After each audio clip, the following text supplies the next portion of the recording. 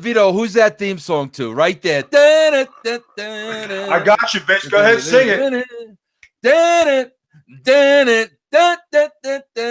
Go ahead, bro. I'm lost. I'm lost. Bro, the Johnny Carson show, for crying out loud. I know what it is. I'm waiting for you. You're the producer. You know, you're here with me. Hey, Vito, do you want to hear a great story? I caught a rerun of a Johnny Carson show last night. Bro, remember Foster Brooks? Yeah, Foster Brooks. The guy used to make believe he was drunk all the time. Remember? Right. Bro, guess how old that guy was when he started his career in Hollywood? Had to be in his 50s. 59 years old, bro. 59 years old. Does that mean that we have a chance? That means that we got a shot, Vito. We got a shot. That we got a shot. Ladies and gentlemen, welcome to the Clown Show. We're going to refer to everything on the brand this week as the Clown Show. Welcome to the Clown Show. Vito, Cammy, together right here on the microphone. Vito, I asked the brand, the beloved brand, guys, you got to send me a Kevin Owens action figure. I'm not paying a penny for it. Please send me a Kevin Owens action figure so I can put Cammy together. And Vito, of course, I got 3 Kevin Owens action figures. 1 here, and if you look over his shoulder, you see 2 on my shelf over there, plus a little Sami Zayn cab they sent me, bro. I see Sami Zayn sitting on the right-hand corner as a monkey. You know, sitting on the floor. Well, that might be the people might call you racist there. Be careful. But bro, Cammy is together right here. Vito, I got to show you something great too. I swear to God. One of the action figures for Sami Zayn, right, bro? It came with NXT trading cards, Vito. Ooh. And I didn't even open them. I was going to open them live on the air. Here we go, bro. Let's see who we got. You ready? All right, I'm going to say that they have the whole TNA roster in there. In the whole TNA roster, very well may be. I'm gonna, bro. Remind me to say something about the TNA roster in a minute. All right, here we go, bro. Here we go. All right, let's see who we got, bro. Oh my God, you're not gonna believe it, bro. Are you ready? I'm ready. Here we go. I'm anxiously waiting. The Kevin Owens trading card, Vito. That's Kevin Owens first. All right. That's it. That's all we got. Kevin Owens. That's it. They send you one. I guess they send you the one with the action figure. Wow. Vito, you want to hear something funny? Scream it to me. I did a show with Rocky Mountain Pro yesterday, and you know we're going to bring you in. We're going to set that up. We're going to bring you into Rocky Mountain Pro. But guess who was the visiting guest yesterday? Go ahead and give it to me. Crimson. You know Crimson, right? Yeah. Young guy in the business. Bro, Crimson started actually with me in TNA because, bro, guess who brought Crimson in and said, Vince, you got to see this guy. You got to see this guy. You got to see this guy. Our good friend D'Lo Brown. Okay. So D'Lo brought Crimson in, and I said, D'Lo, I saw him, and he's in. The guy looked like $1 million. So, bro, he comes in this weekend as a visiting guest, the Rocky Mountain Bro. Vito, in tremendous shape, just like you. I mean, the guy looked like $1 million. So I had a conversation with him, and he was telling me that he asked for his release at TNA. And I said, Crimson, you know, why did you ask your release? What happened? And he goes, Vince, they weren't using us because, you know, I mean, I guess our pay scale was too high. I said, what do you mean, bro? He says, Vince, when they're using guys, when guys are charging, Vito, get this. You ready, bro? Vito, at TNA, guys on TV are getting $150 a night.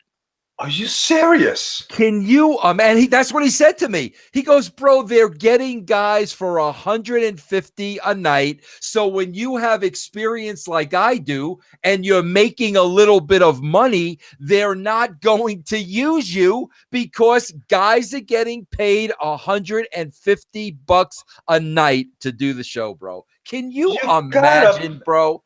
In 1991, my first wrestling show, I made $100. That's 1991. To do TV for the WWF, you get trans, you get food, you get $250, and you can get a draw. plus whatever they give you on the house shows. Memphis, Tennessee, you made more than 150 a night. Are you serious? 150 a night. Guys, 2018, Vito. Go ahead, bro. Bro, address these imbeciles. Vito, you know what pisses me off about that? And you're the perfect example. You know why I get pissed off? Because as much as I say it's a choreographed fight, as much as I say that every time you step between those ropes, it could be your last match. Because the fact of the matter is, if one move is miscalculated by a centimeter, you could have a broken back, a broken spine, a broken neck, a severe concussion. Every time you step between those ropes, it could be your last match. And Vito, guys are doing it for $150 and less and free. Guys, I gotta be honest with you. I always told guys, make sure you get paid. Work your deal before you walk in. Make sure you get what you're worth. Don't work for free. Don't be a ticket seller. Don't work for nothing. When you think you're making it in the wrestling business and you think that you're wrestling, I'm wrestling on TV, I'm going to be a star, and you look at the talent that they're bringing in, and to find out that they're paying these guys $150. Guys, your objective is to work for WWE. Your objective is to work for NXT. When they see you working the TNA and you're overexposed because you're working on the cheap with cheaper talent and guys not at that level, you're not at the 1 and 2 tier or 3 tier. You're the 4, 5, and 6 tier guys who are taking 150 or less. Guys, have some honor, have some dignity, have some pride. And I've seen a couple of clips of what's on the TNA brand. And I got to tell you, I'm disappointed in where it has gone. It has nosedived. And I can't tell you the amount of T-shirts I see guys wrestling in, the out-of-shape guys that are on there. But then I understand it's a $150 payday. Now, Vince, I have to ask you, since you came up with this good information, are they paying these guys to fly in, or are they driving and paying their road expenses and own hotel and getting $150?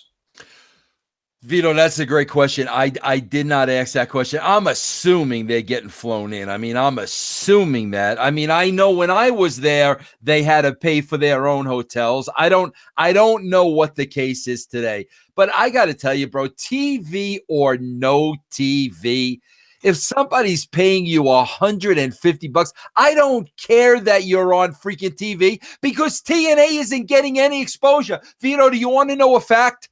You want to know a fact right now? More people downloaded our Teen Mom episode with Janelle Evans than watched TNA this past week. I believe it. I totally believe it. Congratulations to the Teen Mom people. You guys are doing a great job, and I'm not being partial. I'm not being cynical. I keep out of that, center. I know that Vince and my wife are doing a great job. I really keep my nose out of it. It's their gig. But for the record-setting 250,000 downloads, guys, you did a hell of a job. You're getting people. You're doing this reality thing. It's great for business. It's great for the brand. You guys are knocking it out of the park. Congratulations, you guys. And you know what? It's sad, but you tell everybody, wrestling is not real life. Dealing with these reality shows, that's real life. And to see what comes with these reality shows and give your honest opinion and you're giving something that the people want, that's ratings, people. Not this wrestling nonsense that we sit here and talk about and rehash where you say Vince is bashing the product. Vito is bashing. We're not bashing. We're just telling you like it is. You don't like our opinions. That's fine. But when you see, when you're successful and then you get death threats, you're racist, you're communist. I've seen this stuff. I didn't answer it. Vince has dealt with it. Jeff Lane has dealt with it. People actually taking the show, stealing it, putting it on their YouTube so they can get the credit for the show. The audacity of you people doing it. Why don't you work at something? Okay, you're taking away from two people who had an idea, who had a vision, and you're stealing their thunder, guys. If you think you're doing justice, no. Why don't you credit what credit's due? Why don't you empower the people? Why don't you give them praise? Why don't you decorate them for the enjoyment that they are giving you? Don't steal stuff. Don't knock people. And if you think for 1 second that your death threats against Vince or my wife will like acknowledge, I got something else for you. I dare you to come to my house. I dare you to step inside. You're not leaving. Not even after I'm done, you're not leaving. You're not. And if you go to Vince, he lives in Colorado. There's a lot of mountains out there. He's going to fly me in. They'll never find you. All right, listen, Vito, speaking of ratings. Go ahead. We're going to get ratings tonight because this show is getting color. And the reason it's called Getting Color, Vito, is you and I, we talk about a lot of things on this show that are taboo and rarely spoken about in the wrestling business. Tonight's a hot topic, Vito. Tonight's a hot topic. And I'm excited about that topic because here's what we're going to talk about tonight. Real life feuds. I mean, real life behind the curtain feuds that took place in wrestling that I was privy to when I was there. Vito was privy when he was. None of you were privy to any of this because you weren't there. The Dave Meltzers, the Wade Kellers, the Dave Sherrers, these people can't report on these real life feuds because they weren't there. I experienced them firsthand. Vito experienced them firsthand. I'm going to talk about my favorite three tonight. You're not going to get this anywhere else, guys. And Vito is going to talk about his favorite three. Vito, this is your show. Getting color. Start us off, bro. Your bat and lead off. Give me one of the real life feuds behind the magical curtain that took place when you were working for a wrestling company. WCW, and I hate to say it because, like, you know, I'm friends with all three people. Scott Steiner, Diamond Dallas Page, and his wife. Interesting. Kimberly. Now, being very respectful, and, you know, I'm still friends with DDP. I talk to him every now and then. I was always friends with Kimberly. Very nice lady. Every time I see Scott Steiner, everything is always cool. But when Scott Steiner was really hot in WCW, I mean, he was the Mac Daddy. He was Pimp Daddy. He was world champion. He had it going on.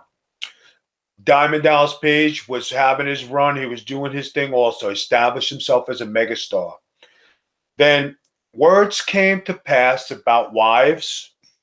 And, you know, Scott what's the best way to say it? Misunderstood. He's misunderstood. Bro, he's misunderstood because when he cuts promos, you don't know what the hell he's saying. Of course he's misunderstood. No, I'm not sitting here kissing nobody. I'm gonna say something, and this is gonna make sense to wrestling people. Okay. When you believe in something and you believe something should be a certain way, things come out and people don't understand what your mindset is. But if they knew what you were thinking and how you would like it perceived, then you would understand what the man is saying. So Scott Steiner had a difficult time expressing himself. Is that what you're saying? That is what I am saying. Okay. And being that he was in that mindset and mode, you know, things went back and forth between Kimberly and Scott Steiner, and there was some angles they wanted to do, and it wasn't very nice. And, you know, people took offense to it, especially when you work with somebody's wife. You know, number one courtesy is always be respectful to somebody's wife or girlfriend, especially if they're one of the talents. I worked with Kimberly one time with DDP, and short story, there was supposed to be a scene where it was me, Johnny, and Disco. And one of us, and they said, okay, Vito, I want you to grab Kimberly's ass and make like something happen. And then we guys were going to beat it. So the first thing I said, I said, Dallas, do you mind if I do this? He goes, Vito. He says, I love you. No problem. I said, Kimberly, are you okay with this? He says, she goes, grab away. He says, no problem. But I had the courtesy and respect to do that, you know? So everything went fine. And when you work with people's wives or girlfriends, you give them that courtesy. That's just protocol. Some people think that they could say what they want and what they say is boss, especially when they're riding high. There were some things said backstage. And Dallas Page, defending his wife, went after Scott Steiner. And, as a man and as a husband, you defend your wife's honor, good, bad, or indifferent. Don't matter if you're going to get your ass kicked, you're going to go and do it. And I will tell you, it was a scrap. Nobody won or lost. They went at it, pulled apart, and then it was over with. Wow. Vito, I did not know about that. And bro, I got to tell you something. I give DDP all the credit in the world, bro. I don't know if wife or no wife, bro. I don't know if I would go after Scott Steiner, bro. Yeah, but you know what? I mean, he's a man just like anybody else. And, Vince, that would be like me coming over to Colorado and we're out to dinner and I made some lewd comments to your wife, okay? Yeah. And me and you have been boys for a long time. And I did something that was disrespectful to your wife and she just looked at you and you didn't do nothing. You would say, okay, I know I can't kick Vito's ass, but I am going to go nose to nose with him, at least stand up for my wife. And that goes for any man out there. I don't care how big or small your opponent is, you're going to stand up for your wife. That's the way it goes. So Paige went after him and they actually, I did not know this. They physically got into it. Physically got into it. And I spoke to Paige right after it happened. I said, you all right? And he says, yeah, Vito, he says, I'm fine. He says, I just couldn't let him say those things about my wife. I just couldn't do it. And I might have got my ass kicked, but, I'm still a man and that was my wife and that's the way it is. Kudos to DDP. But you know what? Scott Steiner, for as good as he is, there are some good qualities about Scott Steiner and he does have some good things and he does do good things backstage and he did do some good things and he's always cool. I always dealt with him and I always had a good rapport with me. So I could say good things about Scott Steiner. Yeah. Well, let me tell you this, bro. The Scott Steiner you're talking about was before marriage and before kids, bro. He married a beautiful, great, great woman. I mean, I met her several times. He has 2 sons. Bro, that changed Scott Steiner a lot. That really, really settled Scott down. And I bet you today, if you were to bring up this story to Scott Steiner, he would be very, very, very sorry, and basically, apologize for it. That was a different guy back then. He's a much, much different guy today, bro. Now, everybody grows up. Everybody makes mistakes. Everybody matures. And some people do it later than others. I mean, hey, I was a wildcat and I was the man and I was doing things up until a late age. And then finally I matured and I stopped and had to come to a stop. I mean, I was 20 years plus going to clubs 4 nights a week, just clubbing. And one day I just said, you know what? I'm tired of going to clubs. I mean, then I stopped cold. Yeah. And I get club fever while I'm out dancing until 4 a.m. and I'll keep going. But, you change with time. Now, Vince, give me one of your stories. Well, bro, this is kind of a 3-way, bro. This is kind of a 3-way, and I'm going to start with the women. Okay? I'm going to start during the Attitude Era because this was a 3-way dance. Bro, Sable and Sonny absolutely hated each other. Absolutely hated each other, and it was 100% jealousy. And I got to tell you, bro, I'm going to tell you a couple of things here. First of all, I really felt it was jealousy on Sonny's part. Sable, and bro, everybody knows I'm a Sable mark, and maybe you're not going to, take seriously what I say about Sable because I've always defended her. Sable, when I was around her and then when I worked with her, was always a lady. She always acted like a lady, carried herself like a lady, demanded respect. and was very, very ladylike. Sonny was really young, and Sonny was more high schoolish than Sable. They were two completely different women, and that's why I never bought into the jealousy thing, because I looked at them in two very different ways. I looked at Sable as that classy, beautiful, high class, glamorous woman, and I looked at Sonny like the girl next door. So I never saw that clash. You know what it was very much like, Vito? It was like Gilligan's Island. You had Ginger and you had Marianne. Yeah, Okay? Sable was Ginger and Sonny was Marianne. So I never, in my mind as a writer, that competition did not exist because they represented two totally different things. But they did not like each other, and I could fairly say, Sonny outright hated Sable. But here was the big issue, Vito. You ready for this? And I know you probably worked with her more times than one. Go ahead. Guess who hated the both of them? Who's that? Well, bro, she hated the both of them because the wrestling business was changing at the time. And the sex appeal, the beautiful women, the glamorous women that really couldn't work were really starting to take over. And I don't want to say Sable couldn't work, because she worked her tail off trying to learn how to work, and she carried herself okay, but she's never going to go down as one of the greatest workers of all time. But the landscape in women's wrestling was really changing, and this is when glamour and the divas were coming aboard, and it was changing. And bro, there was old school Luna Vachon. Oh boy, Vito. She hated it because here was a real bro. I'll say to this day, even at that time, I'm telling you, bro, I think Luna Vachon could have took 75% of the WWE roster, male and female. That's how freaking tough she was.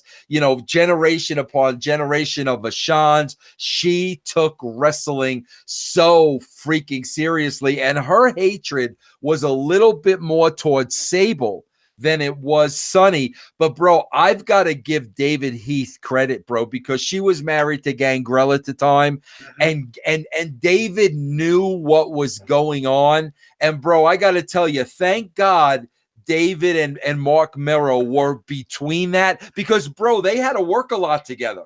And I'm telling you, if the guys weren't a part of that and it was just Sable and Luna, bro, Luna would have killed her. It's that simple. Luna would have killed her. But thank God Mero and Gangrel, David Heath, they were professionals. They were able to get out of the girls what we needed. Bro, David used to go out of his way to freaking calm down Luna. It was really unbelievable to see, because, bro, she took that stuff real seriously. You want a good Luna Vachon story? Absolutely. All right, guys, here we go. 1993 or 4, we go to Barbados. Gentleman by the name of Desmond Granado, he was a promoter, thought he was a high roller. He was from the Tommy D days and thought he was going to bring everybody. He worked with Mr. Haiti, S.D. Jones. Nikolai was there. Jim Neidhart was there. Jim Powers was there. Gangrel and Luna were there. Tom Casati was there. So this guy Desmond Granado takes us to Barbados. We go there. We're having a good time.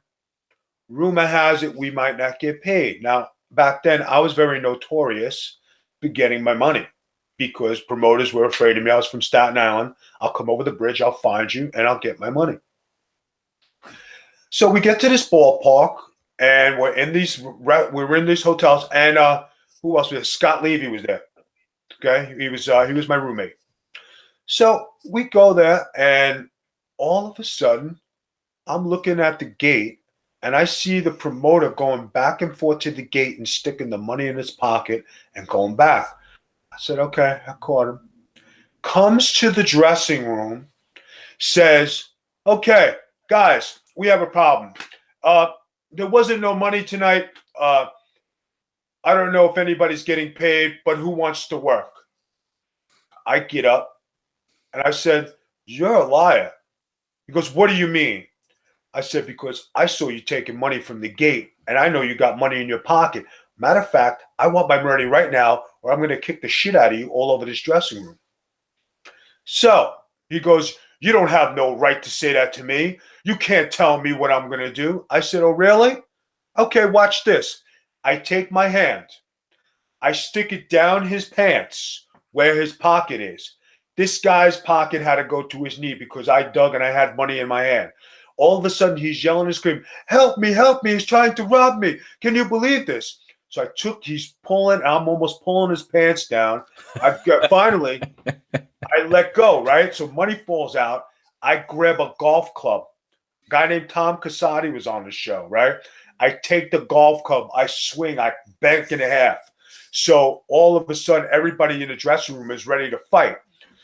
Tom Casati booked Luna and Dave Gangrel, and she goes, where's my money, Casati? I want my money now. Before you know it, I'm fighting this guy. Luna punches Tom Casati in the eye. He's got a black eye. Dave goes after Casati. He nails him. Everybody's trying to break up a fight. The head police officer, who's a black guy, because the guy was black, and over there in Barbados, they're all black guys, comes up to me. He goes, yo, man. He says, you want to put that down? I'll take you out in the fucking thing and shoot you. I said, go ahead and shoot me. I don't give a shit. Right? So I threw the thing down. I said, I want my money because he owes me money. He wasn't going to pay anybody in here. So SD and Mr. Haiti, Vito, you got to calm down because this is going to blow up. Vito, don't worry about it. We're going to get you your money tonight. I said, all right. I said, Mr. Granado, I said, I'm going to work and I'm working first. I worked my match. I worked 10, 15 minutes. I came back. Vito, can we talk to you? Yeah, come to the hotel room. I go to the hotel room. Right? Mr. Haiti, SD, and Desmond Granado. Here's your money.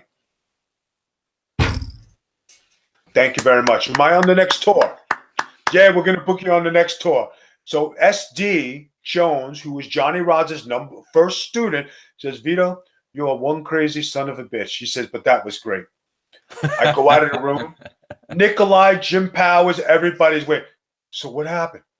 I said, I got fucking paid, man. I got paid. Right? So they said, is anybody else getting paid? I said, everybody go ahead and fight for your money. I did. Nobody else got paid. So the moral of the story is always get your money, boys. But if you wanted a Luna Vachon thing, Tom Casati's eye was this big. Vito, I got hit by Luna Vachon. I got hit by her. I told the story on the Kenny Bolin show. I'm going to tell it again just in case people didn't hear it. But bro, I remember I was in the back. We were in the back somewhere. I don't remember where, bro. And I look in the distance, and there was like kind of a laundry room. And bro, I see Sonny mouthing off to Luna. Oh, bro, boy. There's nobody else in sight, Vito. There's nobody else in sight. And I could see like Luna's face was just getting red and red. Bro, you know how like Vito, sometimes when you're just not smart enough to shut the F up. Yep. Yeah, bro. Sonny was mouthing off to Luna like she had a chance, right? So I'm the only one there, bro. There's nobody in sight. So I'm like, oh shit. So I go over there, bro, and I stand right between them. Right, bro? And Sonny behind me is mouthing off to Luna. She won't keep her mouth shut. So I'm seeing Luna's not saying nothing, bro, getting redder and redder in the face. I'm standing right in the middle of her, right in front of Sonny. Bro, freaking Luna spears me directly into one of those big laundry carts. She went right through me to get to Sonny. Bro, I swear to God, to this day, I've never been hit so hard in my life. And what happened to Sonny? Oh my God, bro. She was on Sonny, but thank God. I mean, within a matter of seconds, people heard the commotion and everybody came up. Bro, she would have ripped every freaking hair out of Sonny's head. But you want to know the good thing about Luna? was like, and I knew Luna personally with Dave, and she is the sweetest Sweetheart, person. Yeah, sweetheart, she just sweetheart. had an irritable trigger finger that if you set her off. But when you talk about cool, nice ladies, that was one nice lady. Absolutely. Everybody, whoever, I never heard anybody talk one bad word about Luna. Whoever worked with her absolutely loved her. All right, bro, give me round two. Round two. I'm gonna say something that was pretty famous, and I was right there, and I was in the middle of it. Okay, and I know I told you this, but I'm gonna bring it up tonight because I thought about it. It's a good story. I'm gonna talk about Vince Russo and Hulk Hogan. Now, these are things that are taboo and we don't talk about on the wrestling shows. Right. But listen, this is Big Vito's show, and I have to do it because Vince was writing TV, and Hulk Hogan was Hulk Hogan, megastar. And there were some rumblings backstage about, creative and control and stuff like that. So that particular night, it was Vince, my personal buddy, writing the show and doing the pay-per-view. And then my other buddy, Hulk Hogan, it was me and Hulk Hogan in a small dressing room together, sharing a room. So we're having a good time. We're talking back and forth. And then all of a sudden, I had spoken to Vince, and I saw he was upset. I said, Vince, I said, what's the matter? You don't believe what's going on here. Everybody wants to see Booker and Jared, and this is fucking bullshit. And Hogan's doing this and that, blah, blah, blah. So everybody knows the story. So I said, what are you going to do? I'm going to take care of this once and for all. So Vince marches to the ring during his thing. The match goes on. Jeff Jarrett rolls in. Hogan puts his foot on Jared. He said, in Jared's words, let's get this over with. He knew what he had to do. Rolled in there. It was a 1, 2, 3. Hogan comes walking back. As Hogan's walking back, Vince is in the ring and he's cutting a promo. So we're watching this, and Vince cut a promo and a half, and it was me and Hulk in the dressing room when his hand, I said, Hulk, are you okay? He says, yeah, Vito. I said, I'm just going to go home. Very calmly. Didn't say it. I says, you sure? I says, you want me to do anything? You want me to talk to Vince? He says, no, Vito. I says, don't worry about it. It's okay. But me and Hulk Hogan were buddies. I leave the dressing room and I go to Vince and I said, Vince, what did you do? I'm tired of this and I'm tired of that. And that Hulk Hogan tried to pull creative control and they want to see Jeff Jarrett and Booker T. And this is, by God, this is what we're going to do. And this is how we're going to do it. Guys, when you talk about a real life situation and you got two powerhouse buddies who empower and creative, and you're sitting there, I'm sitting there with a legend, Hulk Hogan, who befriended me and we became boys.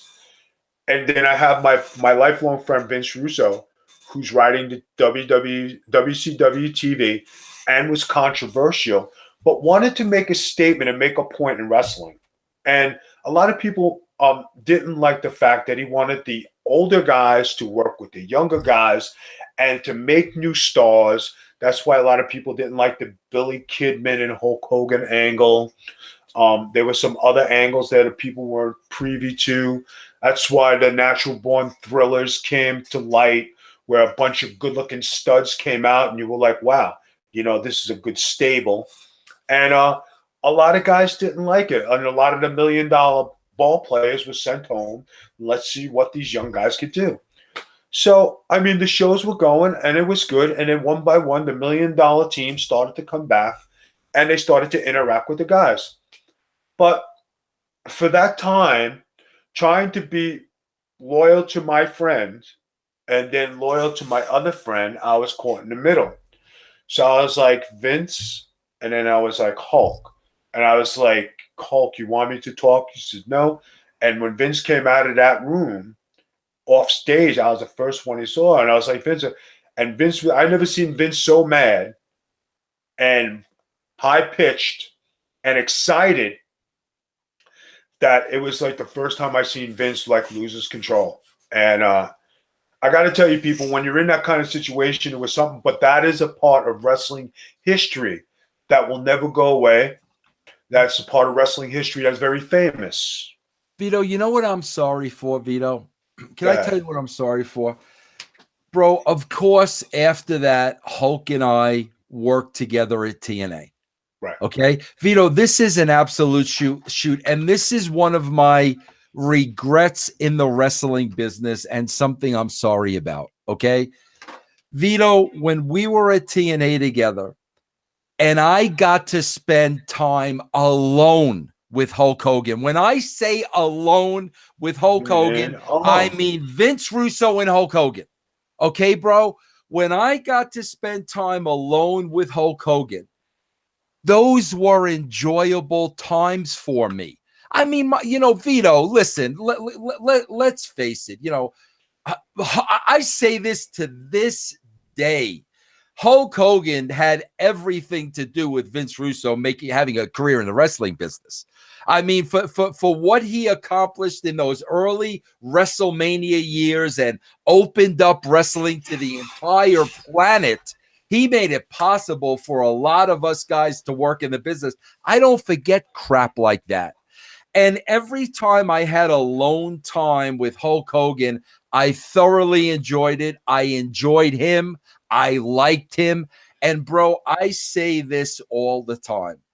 If freaking Eric Bischoff was not connected to his hip, where everywhere Hulk was, Eric was, I guarantee you, me and Hulk Hogan would have had a completely different relationship, because to this day, I don't have an issue with the guy. I'm very thankful for the guy. Bro, I know the guy wants to go back to the WWE. I want them to take him back because I know how much that means for him. To this day, I root for Hulk Hogan. But the problem was, bro, freaking Eric was always lurking there in the darkness. And he was the one stirring it, getting Hulk going. So Hulk always had this perception of me through freaking Eric. And I wish I would have been able to work with Hulk and have a relationship with Hulk with Eric Bischoff nowhere in sight, because I can guarantee you, bro, it would have been a good relationship. Now, this is something I got to say to a lot of people out there, and I want everybody to understand something. When you're in the wrestling business and you're trying to do the politic game, a lot of people, take it as you got to be cutthroat. And before politics became really outlined as, playing the game and knowing what to do, of course you're going to step on toes when you're making your way up, and you're going to use your power to, to keep your status. When it comes to Hulk Hogan, guys, I'm going to say Hulk Hogan is in the Scott Steiner category of misunderstood. Like Vince said, when you put Hulk Hogan and you together, I've had many conversations. Me and Hulk, I always would call him Terry. How's it going, Terry? Since you never liked to call me brother, you call me by my first name, Terry, all the time. And then we with him would joke around because, I said, Terry, why do you hang out with knobs? Oh, Vito, come on. I said, come on, you hang out with knobs? Oh, he's funny, he entertains me, but I know I got to keep my distance from him. But that was his, that was his buddy, and, that's what he liked. But when you talk about a guy as a person, guy's still a father. He was a husband. Did he make mistakes like everybody else? Yes. Did he do things that maybe not everybody liked? Yes. But when it came to making money and being Hulk Hogan in the wrestling business, he did what it took to make it in the wrestling business. When you talk about him being a person on a one-on-one basis, yeah, let's have a beer. Let's hang out. Let's talk. And he's sit there and he's chill. And he's a good dude. He is, you know what I mean? I agree. No, I agree with that, bro. And like I said, I mean, I keep reading a lot about him, and he keeps talking about like the WWE to WWE. Bro, I want that to happen for him because he wants that to happen so badly. I don't have a hateful bone in my body whatsoever for Hulk Hogan, bro. And you know what, guys? You want to know what's something that's bad? It's like, okay, that sex tape that came out and all that stuff and all that lawsuit. Okay, that might have not looked good. And yes, did he make a mistake by saying some vulgar things? Of course he did. But he was done on personal time, not to be taped, not in the social media, not in front of anybody. He did it in a private somebody's home, and he did it on his own time. The way certain companies these situations where they abolish you and they deport you and they eliminate all your existence, you can't eliminate history.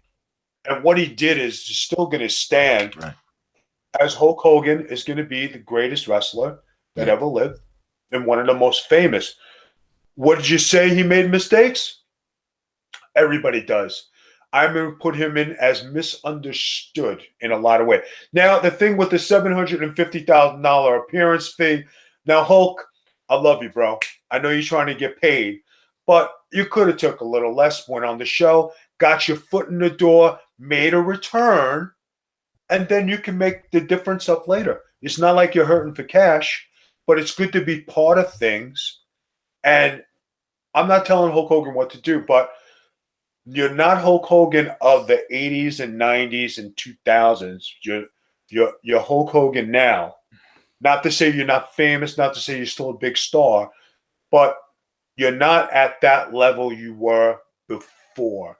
And I mean that with all the graciousness and the respect.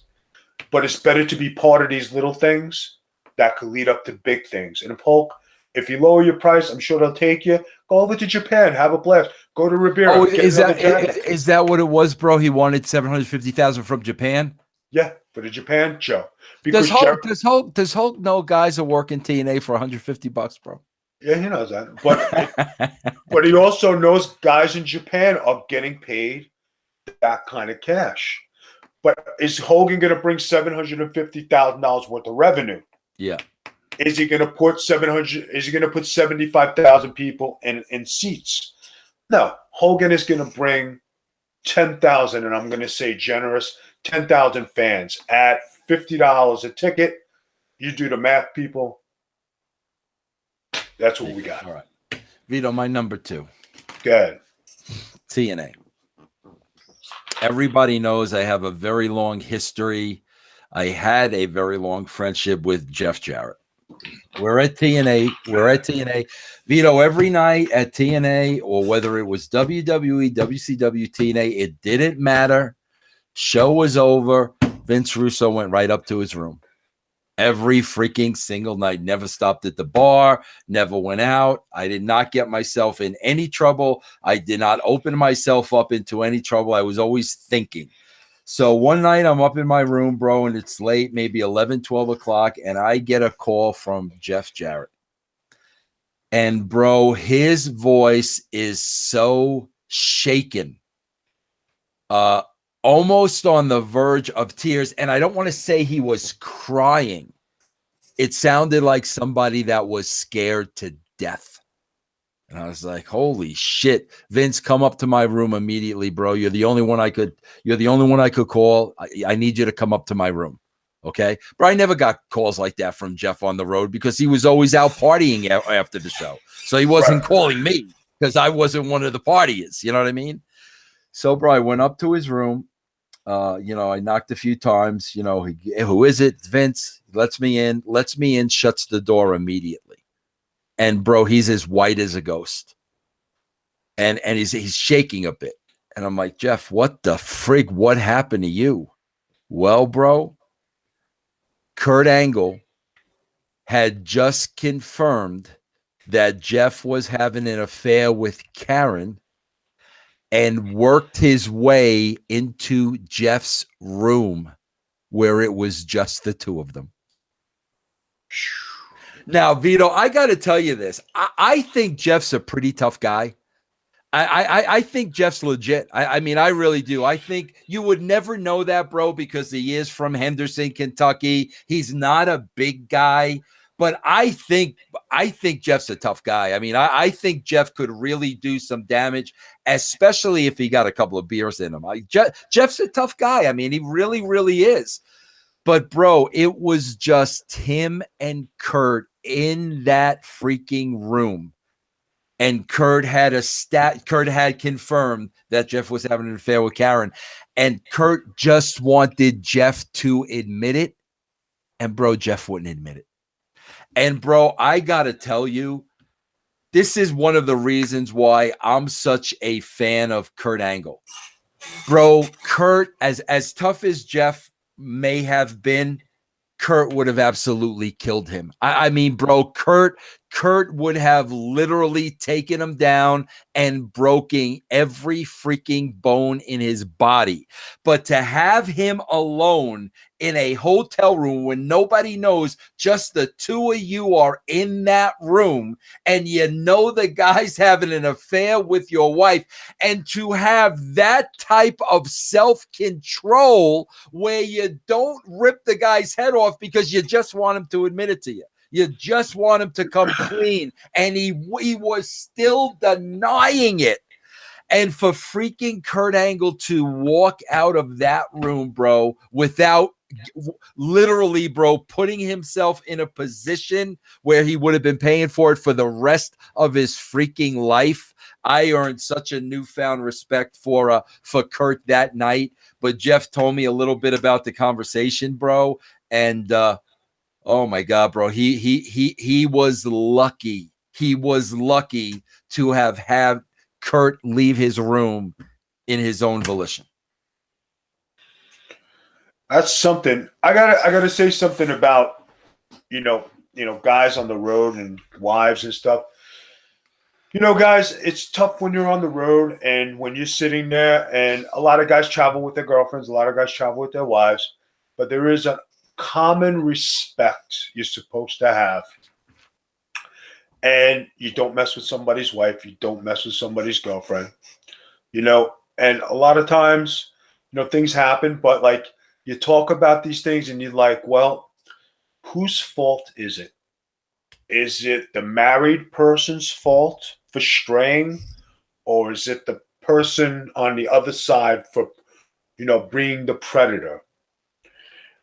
I got to be honest with you. If I came home and I found my wife, having an affair, I'd probably turn red. My first reaction would not be good. I probably would be in kill mode. But then I would think I would just calmly get my stuff and walk out, because it wouldn't be worth it. Yeah. To do what I got to do. Yeah. Initially, I probably would I'd be like, I really would have to show self-control, right? But after you find out, is it your fault or is it my wife's fault? And it's the person who strays fault. And you really can't get mad. And I'm not saying this between Kurt and Jeff, but when you look at it, guys, whose fault is it? Is it the wife's fault for going and messing around with one of the boys? Or is it the guy trying to score somebody's wife? Well, Vito, here's the thing. Here's the thing, bro. And this is why I just, Kurt's so high up on my freaking list. Bro, when Karen was on the road with Kurt and the show was over, Kurt wanted to go back in the room. Kurt wasn't a partier. That wasn't Kurt. And bro, listen, everybody knows Kurt had his problems with painkillers and stuff like that. But Kurt was not the go out and party guy. So after every show, Kurt wanted to go to his room, with his wife. Bro, she was the one. Kurt would stay in his room and she would go out and party. And that's how the trouble started between her and Jeff, when Kurt was in his freaking room and his wife was out doing whatever the hell they were doing, and that's how the situation started. But that's why, yeah, man, that's why I respect Kurt on so many levels, and that was a big part of it. No, I got to tell you guys, there's something to be said. If your wife wants to go out.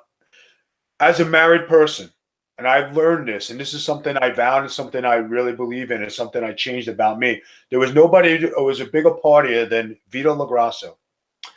But when I got married, I said, okay, I got to change some things about me.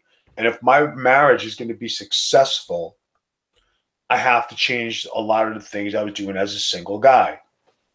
So that meant no more going out by myself. I would always go out to places with my wife. And the establishments we went to together. Now, everybody knows my wife's been sick for over 3 years, but ask me how many times I went out by myself as a single guy. And I always say when the guys who are married go out by themselves, they're looking for trouble, especially if you're going to wind up in bars. And the last place I ever wind up, I go down to a restaurant. It's called Rocco and Anna's. I'll stop in. Everybody knows me. How's your wife? You having a beer, Vito? Yeah, I'm gonna have a beer. Well, all right, we know what you're getting. So, and that would be one place. The other place would be the Legion. If I go down there, everybody, hey, Vito, what's going on? Your wife? Where's your wife? She's not feeling good. Oh, come on, let's have a few drinks. And everybody knows that's my criteria. To go out to discotheques and clubs and to bars where there's women and everything, I know temptation is good for me, and I know like I have a lot of willpower. But one thing I vowed: I'm not going to cheat on my wife. I'm not going to go out and play around. I watched a lot. We as a couple watched a lot of Marriage Boot Camp, and I was like, man, I said I don't want those problems when I get married. Yeah. And I'm proud to say that I've kept my word as a married man for all this time. Now, have there been some ladies who stepped up and played the game? I'm very gracious and I said thank you for compliment. All this other stuff. Vicky. Yeah, I mean that's your girl. I mean I got you. I covered for you. Like this. All right, Vito, what's your number one, bro? Here with that. We're down to the number one. What's your number one? Come on, baby. I guess the hottest one you have to go where it was a lot of heat. Yeah. And it turned into a great angle. It'd have to be Matt Hardy, Christian, and Lita. Oh, you were there for that, right, bro? Yeah. Oh, give us some insights. Come on, baby. I was not around that time. I was not privy to some of that. Give me some of that juice, baby. Well, I got to tell you, it was a kind of a sticky situation, and the guys knew what was happening, except, one person. And these guys happened to be working an angle. Wait, hold on. Let me set the story straight, Vito, because I swear to you, bro, I was working at the time and not paying attention to it. So Lita was dating Edge, right? Right. I'm sorry, Edge. That's what I meant. Lita was dating Edge, and then go ahead, take it from there. No, Lita was dating Matt Hardy. Lita was dating Matt Hardy. Okay, go ahead, take it from there. So Lita was dating Matt Hardy, and somehow Edge worked his way in. And they started to have an affair. Matt caught wind of it. And these guys were working an angle. And if everybody knows the famous shoot fight that went on where they were throwing punches, that wound up into being one of the greatest angles that ever worked. I got to say, it was testy. It was heated. A lot of things said back and forth. But you talk about two guys who worked out their problems, and Matt being okay, he got his frustrations out, he did his business.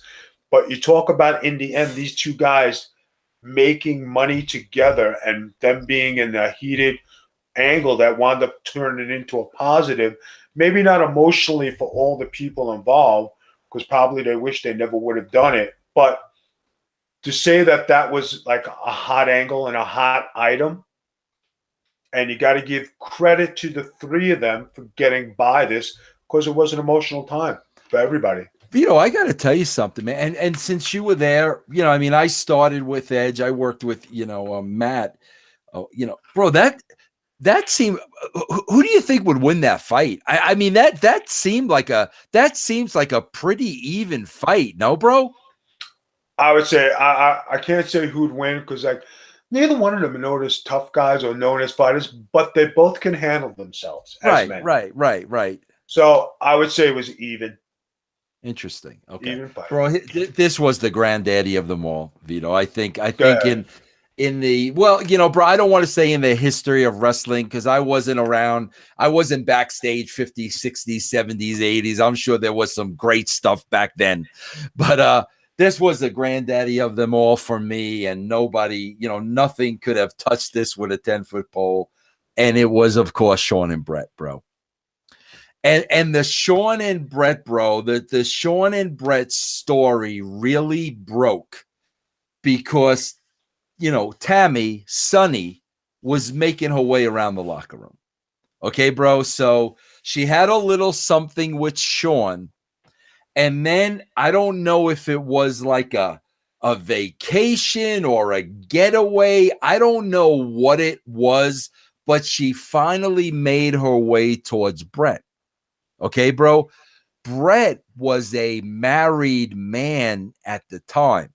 And, bro, a big part of Bret's angle was his family. Bret's family was a big part of his angle, not just his mother and father, his wife, the kids. The Hart family was a big part of everything. So I guess Sonny and Bret had their little rendezvous. And Shawn found out about that rendezvous. And here's the interesting part. I think Shawn was a little jealous. Okay, bro? Because Shawn shows up for work one day at TV, and Vito, this was the time in his career when he was showing up to work all pilled up on God knows what, bro. I mean, Vito, I had to produce him. And I couldn't get anything out of him. There were nights when he was incoherent. Oh my God, bro. It was very, very, very hard. So we were doing a live Raw, and it was a live shot. And Shawn's back there live, and he's under the influence of something. I don't know why. And during a promo, he cuts a promo about Bret's rendezvous with Sonny on live TV. And, bro, as I told you, Bret's a married man at the time. Everybody knew Bret's wife. Everybody knew Bret's family. Everybody knew Bret's kids. This was not good. I mean, bro, pilled up or not pilled up, he knew what he was doing, and he knew what he was saying. So, bro, the next thing I know, and I'll never forget this as long as I live, bro, we're on the road somewhere. And me and Vince are in his office. Bruce might have been there. I don't remember. There was just a couple of people. It was me, Vince, maybe Bruce. I don't even think Ed was around yet. He might have been around. I don't know. But, bro, Pat Patterson comes in. And, bro, he's laughing. But, Vito, like that nervous laughter? Like you're not laughing because something's funny. You're laughing because I can't believe what I just saw, and I can't believe what's happening. It was that kind of a laughter because Pat was very tight with both guys, probably a little bit more tight with Bret. But he comes in laughing, and he's talking about Bret and freaking Shawn just had an all-out brawl in the shower. And freaking Bret ripped out like a chunk of freaking Shawn's hair. Wow. And Pat comes into Vince's office like laughing, but it was nervous laughter. He didn't think it was funny. He was like, I cannot believe this has gotten to this level. And of course, bro, it was all of that stuff that would fuel and trigger the Montreal screw job. Because Bret, after that, would never wanted to do the job for Shawn. It went beyond business for Bret. It was very personal, but that incident and that one promo was what led to the Montreal screw job, bro. And I'll never forget. I was the editor of the magazine back then, bro, and I was always trying to stir up controversy. And I'll never forget, one of the magazine covers was Shawn and Bret, and I think the headline was, is Planet WWE big enough for the both of them, right? So Vito, every time I used to do my magazine cover, the only thing I would ever get is I would get all the boys, whoever was on the cover, they signed the cover for me and they gave it to me. Okay. So I had to give this cover to Brett and Sean. I wanted both their signatures on it. So Sean signs it. So then I give it to Brett. And like I said, it was like, is Planet WE big enough for Sean and Brett? And Sean signed the magazine cover. I guess it wasn't. And I mean, and I popped huge for that. But bro, that's what it was. It was that one promo. I mean, my God, bro, you know, again, bro, what Brett did was wrong, you know, cheating on his wife and his family and everything. But for somebody else to out him like that, that's what led. Yeah, that's what led. You want to know what, Vince? You know what? It's like a code in a brotherhood. You know what I mean? It's like some things you just don't do, and you don't out your brother. You know, not let alone out him on TV to where like, okay, the world is going to know your business. But you know what? When you see now, I'm going to tell everybody here. I've seen a lot of things. I've seen things that I could write a book tomorrow, and I would be a #1 seller. I've seen things that would make your head spin. I would say things. I've seen things that could ruin families. I never opened my mouth. Guys always knew I could trust Vito because I never say nothing. And I would take it to the grave. And to this day, I would never say, ask me about somebody. I would never tell their deepest, darkest secrets because what good would it do? And when you're one of the boys, you don't do that. Yeah. No matter what. Not even if you're trying to get ahead, you know, or if you're trying to do something or bury somebody, even on a TV, you know, on when you're cutting a promo or something, you might throw a jab, but you jab only the person would know, but you're not giving away the full Monty. You're not doing the same thing. Well, Vito, let me ask you a question. Okay, based on those circumstances, and that eventually leading to the Montreal Screwjob, bro, that's what led to it. That was the very first piece. How do you feel about Brett not separating business from personal and refusing to do a job for Sean from that point on? Like, would you have reacted that same way? Well, I got to tell you something. If you outed me on TV and said I was cheating my wife, and then I go home and I have all these problems, and then they say, well, we want you to put this guy over too, I'd probably beat the living shit out of the guy in the ring, and I'd make him pay in the ring. Yeah. See, that's the difference between guys. Like, they talk about shoots and they talk about handling your business in the ring, and when you go in the ring, you're men amongst men. Now, he was a very proud Brett, which very I know Brett proud, very proud man. Yes, okay. And the fact that Sean maybe was a little jealous of Brett, and that was the 1-2 back then, going head to head. And if Sean needed an edge to get over, he took an edge that really you should not have taken. You should have buried that sword. You want to out wrestle the guy? Hey, go for it. You want to out muscle the guy? You want to out punch the guy? You want to outwork the guy?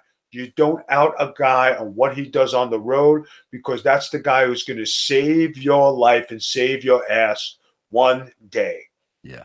And bro, let's make no bones about it. I mean, today there is no doubt in my mind that Sean would take 100% full responsibility. I was a different guy back then. I was out of my mind. I was 1,000% wrong. I mean, no doubt in my mind, because he was a different guy back then, bro. I mean, he was a very different guy back then.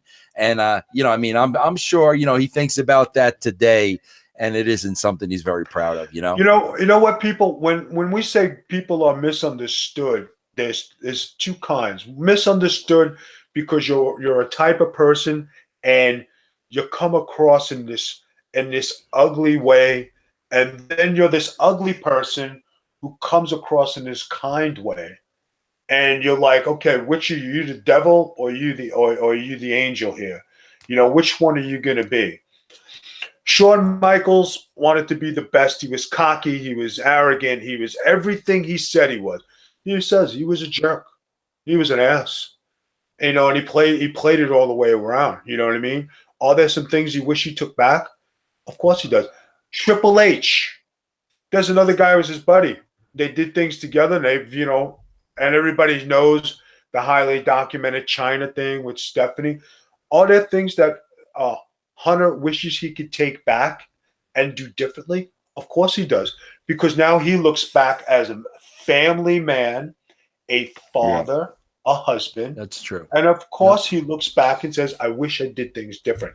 Stephanie, as much as everybody wants to bury her and be a bitch, she does have good qualities. She is a caring person. She does do good things. But was there certain things that she could have did different back then? Being that people said things about her, maybe some other wrestlers that weren't true. Of course there were. But now being Stephanie a CEO and part of the women's revolution and a Yeah, mother, but Vito, you know what the problem is? Can I tell you what the problem is? go ahead. I have no problem, and I know you have no problem saying, you know what, man? I was a lot younger than back then. I made a mistake then. Being older now, being wiser now, I would have done things differently. I've never heard Triple H say that about China. And I really wish he would just say that, because what you just said, I believe. I believe that wholeheartedly. Okay. Because, bro, that was the beginning of her downfall.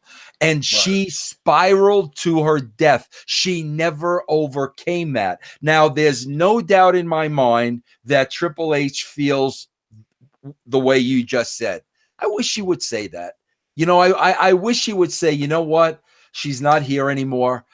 I wish I would have handled the situation a little bit differently than the way that I said. I just wish he would say that. You know what I Yeah. mean, bro? I know he feels that, but I just wish he would say it. Yeah, but don't you think there would come ramifications if he came out in public from his wife? Just like would be, hey, like everybody knows, okay? I'm friends with a lot of my ex-girlfriends, and a lot of my ex-girlfriends that talk to my wife, and I like it like that. And I'm proud of the fact that I am friends with a lot of my ex-girlfriends up until today. These are ladies I dated 10 and 15 and 20 years ago that I call my friends. Do I call them every day? No. Do we speak all the time? Yeah, we catch up. We say, "Hey, you doing? What's going on? How's everything? How's your wife feeling? What's going on?" And sometimes my wife will get on the phone with them. My wife knows who I speak to. But, you know, being a Triple H, being that he's married to that, maybe that's a hard thing in their relationship for him to ever say, because he has to respect his wife's feelings. Maybe she's not ready to acknowledge that, or maybe they're not ready to handle that. I'm just bringing this up, people, Yeah. because it's a situation where everybody knows about it, and we talk about taking something and dissecting it. But when you talk about something like this, every one of the people who download and listen to the show can understand and relate to what we're talking about today, because we're talking about real life. We're talking about getting color. And what are we getting color about? The inner souls of people in wrestling and what it takes to make it, what it takes to bring out in us, what it has, the ramifications it has after it's done. And then after you do something, you look back 10 or 15 or 20 years and you say, "I wish I would have did things different because I wanted to be a different person, but I wasn't allowed to because time would not let me be that person." I'm laid back now. Yeah, did I get mad at the pizza guy? And I hate when people talk to me like that. You know why? Because I'm not that ferocious no more. And when I look at tapes of myself and I see myself from before, I even say, "Man, I wouldn't mess with me. I wouldn't want to be me." And I would, and like, and I didn't even like me from back then. I had good qualities, but I had to be this certain type of person to make it in the world. Mhm. Was it tough? Was it making it? Was it being neglecting things? Was it being about myself? Was it being I had one priority and that was to make it to the top? Yes. Did I give a crap, or maybe everything else came second, third, and fourth in my life? Absolutely. But today I've reversed that to become a better husband, a better man, a better um, father, a better figure in the community. And when people talk about things online, or when people share their emotions, and even when I talk to my buddy Vince here, and we have conversation, he sees a different person because I am different. I've matured. I've gotten older. Yeah. Do I still do things? So I still curse a lot and tell them, oh, you still throw the F. I try to cut that down. But when you talk about being mature and taking care of somebody, taking care of things in the house, and being different, and everything else outside the house is not important. It's what's important inside your home and how to make a happy home life. That's the number one thing. Very nice, Vito. Very nice. It's true. Reverend Vito, very nice. All right, bro, tell everybody what's going on. Tell us everything in the world of Vito LaGrasso. Okay. Well, I got to tell you, I have to say that I am proud of you and my wife for doing this Teen Mom show. That has been a really big success. You guys deserve a lot of credit. I can't believe 250 downloads. Now, Vince, you know me. There's no competition between me and my wife. If my wife has better ratings than me, hey, if I have better ratings, it doesn't matter. She could beat me every day. I don't care, as long as she's happy. But the amount of success that you guys have had with this show is phenomenal. I can't even express, the proud. And then, I let her do a thing. It's her baby. I don't get involved. I don't say nothing. And people, got to give her credit. There's a handicapped woman. She got one eye. She got one leg. She hops around. She's in pain all the time. But when she does this Teen Mom thing, it brings happiness and joy to her. So 250,000 downloads, setting an all-time record. Possible other good things coming up. Congratulations. That's what's happening in the Big Vito brand. There's nothing else I could possibly say except that. That's what I want to focus this on. And guys who are out there who listen to the show, my wife is not a racist. I don't want to hear about no death threats because it's not going to come. You want to come to my house and you want to tell my wife off, you're welcome to come. You might not like what you'll get when you're inside, but you're welcome to come. Okay? Guys, this is reality TV at its best. You got two people who are getting some scoops, who are giving you information, who are making your life interesting. Enjoy it as entertainment. It's not done with malice. It's not done with hatred. It's not done with racism. It's not done with anything but a bunch of love for a Teen Mom show that I have not watched, have no regard to watch, and and it's the hottest thing out there. And two people like Vince and my wife watch the show, and I get a thrill out of it. And obviously, 250,000 people think it's the hottest thing going. And Vito, that's it. It's like, listen, guys, again, with this, with that, guess what? We're just having fun. Okay, we don't know these people personally. It is a entertainment show where we're critiquing a show, just like me, Stevie, and Ben do, and Jeff, critique Raw and SmackDown, and we're just having fun with it. Vito, that's the problem, bro. Everybody needs to lighten up, man. Life's too short. Lighten the frig up, everybody. No, Vito? I'm telling you, for the people out there, I go on Twitter, not as much, I got a lot of things going on. When I go on Twitter and I still see hate for Vince Russo, for WCW and WWE and Ruin Rap. Guys, this is 20 years ago. Give it up. You got somebody else new to hate because the product stinks. So pick on somebody else. When you're out there and you're still talking about things and you're still burying the same guy, find a new hobby. Get something different in your life. For all the new people who come to hate Vince Russo because they go on hearsay or what other people said about 20 years ago, how about going back and watch the old reruns of WCW? I bet you'd like it a lot better than what you see on TV today. As far as, the Teen Mom stuff, guys, it's two people who said, hey, we'll do a podcast. Let's talk about reality TV. There's more to come on this. Not going to let it. It's not my place to announce things, but there are good things coming for this. Let people enjoy. Don't be hateful. Don't show hatred. Don't spam people. You wish death on people because you know what? When you do these things, guys, it's going to come back and bite you in the ass, and it's going to happen to you.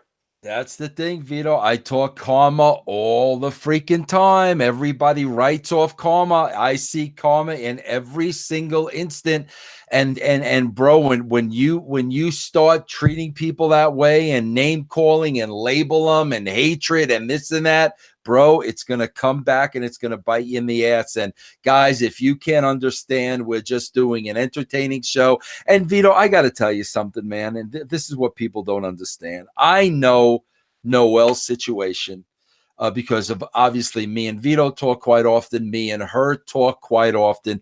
And the freaking most important thing to me at the end of the day is she has fun doing this. And if I can do a show with her for an hour, when she's not thinking about her migraine headaches and she's not, laying in bed in freaking misery. If I can be a part of 1 hour making her day a better day, that's the bottom line for me, guys. It really is. That's why I did the show with her in the first place. We didn't do the show planning to get 250,000 downloads. That's ridiculous. My whole thing was, you know what? If an hour once a week I could take her mind off the pain that she's going through, then we're going to do it this hour.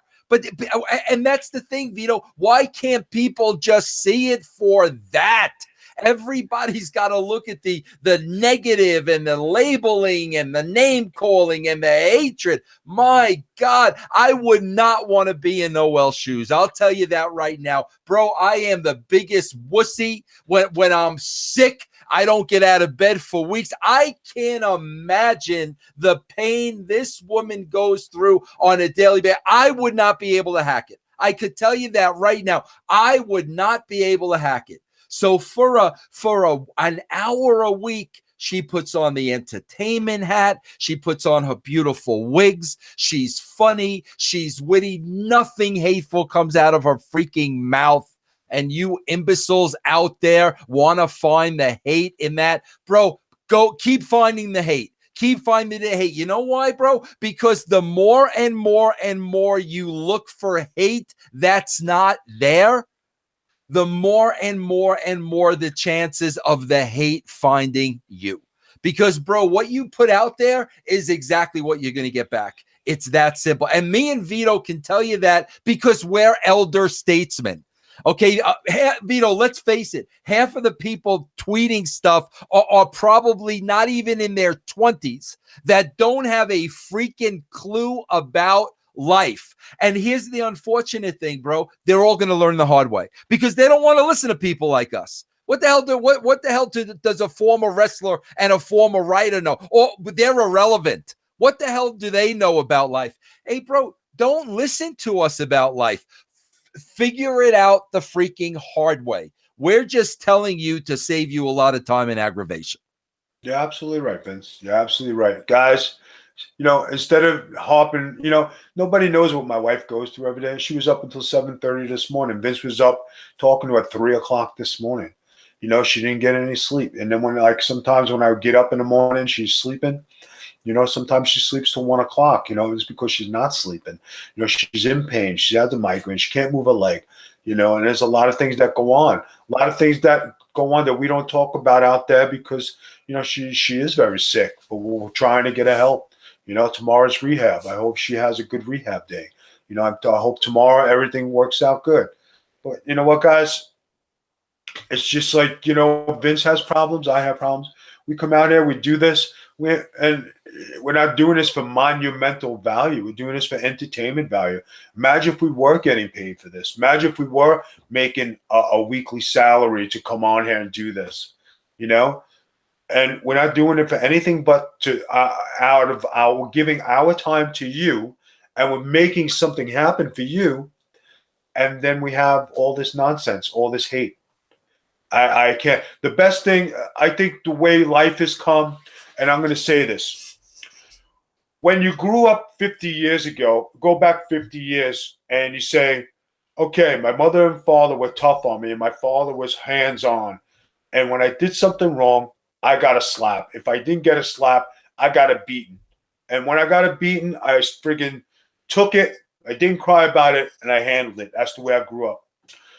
And when you look at today's concept of how people are, where you can't, like, back then, you never thought of calling the cops on your parents. You never thought of calling CPS on anybody. You never thought of answering your mother back more than once because the one time got you 5 slaps in the face.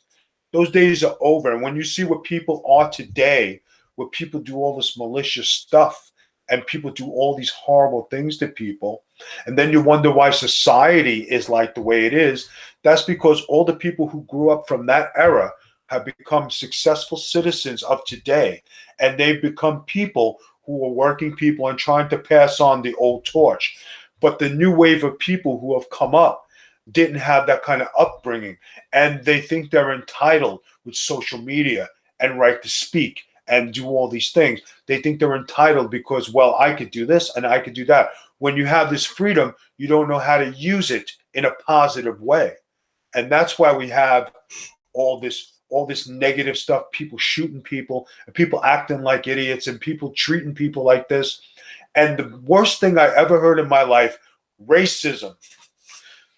When you could say there's racism in a coin flip to carry the American flag at the Olympics, I still to today can't believe that this person actually said a coin flip is racist. A coin flip is a 50-50 toss. Best man win. Hey, you won. Congratulations. Thank you very much for the courtesy. You know what? Maybe both of us should carry the American flag at the Olympics. But to come out and say it's racist and this black thing and all this stuff, guys, what's black in this world? What's white in this world? All right? Just give it a rest. How about just live life for the way it is? You don't see anybody producing White History Month, but we have a Black History Month. And there's greatness on black people. There's greatness on white people.